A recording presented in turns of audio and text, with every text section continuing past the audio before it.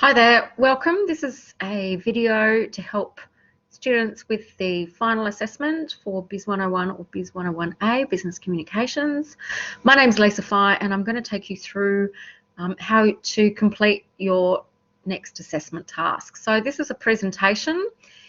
You can do it as an individual task, which is the approach that many students use, or you can use it as a team project and make it a group presentation. So please note, whether you do it as an individual or a group task, that each person must present for 5 to 6 minutes. So if you're working in a group of 2, then your presentation would need to be 10 to 12 minutes in length. We allow a maximum of 3 students to work together, and this assessment is due at the end of week 11. That's at the end of module 6.1, whether you're in the 12-week program or if you're in the 6-week program or the 8-week program, that will mean at the end of module 6.1, week 6. So the overall weighting of this assignment is that it contributes to 20% of your overall grade in the subject. And one of the main reasons that we get students to do oral presentations is to make sure that we can, and visual ones, is to make sure that we can get you ready for doing presentations in the workplace. No matter what industry you're in, we're often required to create presentations, whether it's to launch a new product, to give updates to staff, or to present your findings, or to create change in a business. And so this directly relates to not only your future professional practice, but other subjects where you will be required to communicate to an audience through a presentation format. And so what you're required to do for this task is use as the basis of your presentation your report to be in the subject. If you're working with other students, just choose one report.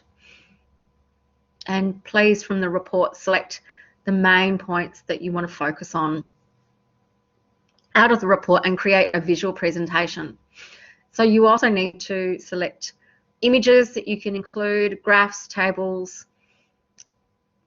It's often a good idea to include a video, no longer than 1 minute in length, that relates to your topic.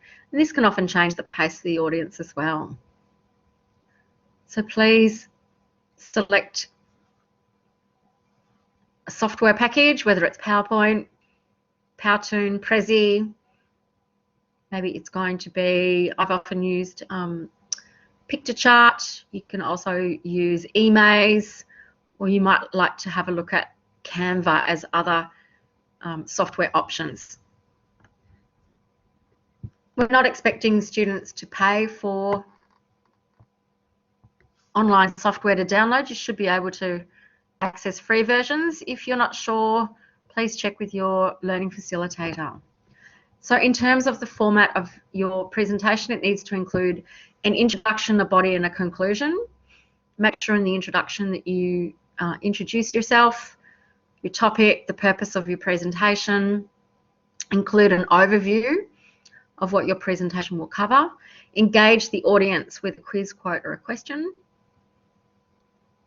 Then in the body of your presentation, relating to your topic that you and the report that you wrote in assessment 2B, consider discussing the advantages and disadvantages, review at least 2 different digital communication platforms in relation to your topic, provide examples of statistics that will add insight to your presentation.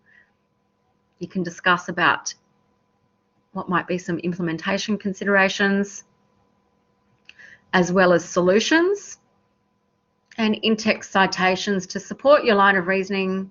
And you must provide in-text citations for all images or video content that you used, and then that must appear as a reference list and be referenced according to APA 7 at the end. So to conclude, this is often an area where students forget to include information. Provide a brief summary.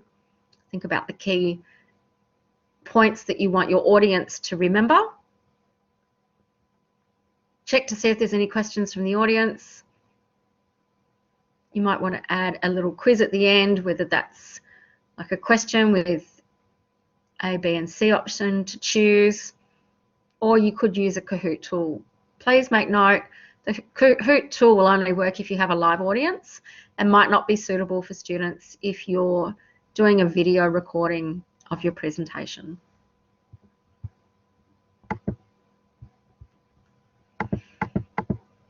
The last part you need to include on your slides is a full reference list following APA 7, and you need to include a minimum of 3 references.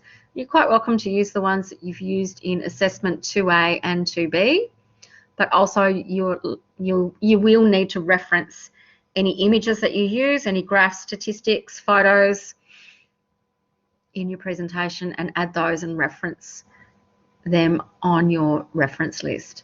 Please make sure when you're doing your presentation that you don't write sentences but use bullet points on your visual slides. Also, please consider practicing.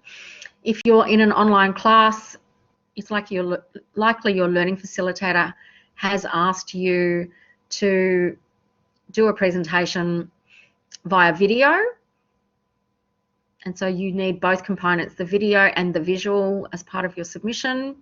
And you will also need to make sure that if the file doesn't upload, that you maybe need to load it to YouTube and make it a public account so that your learning facilitator can mark it.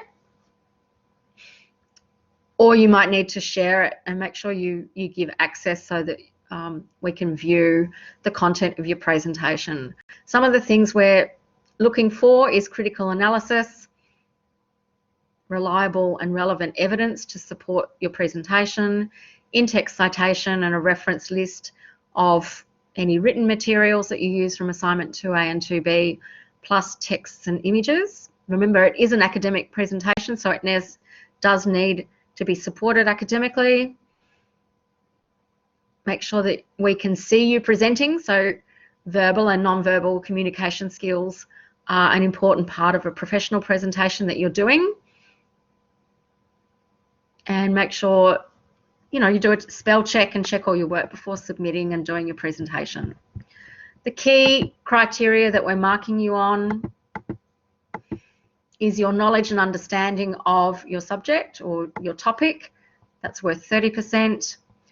30% for your presentation skills. And this is where it's really important that we can see students present. So we're evaluating your verbal, non-verbal communication skills, your ability to make eye contact and not just read from slides. Also making sure that you've got an appropriate speaking volume and that you feel enthusiastic about your topic and that you show that you're a confident presenter.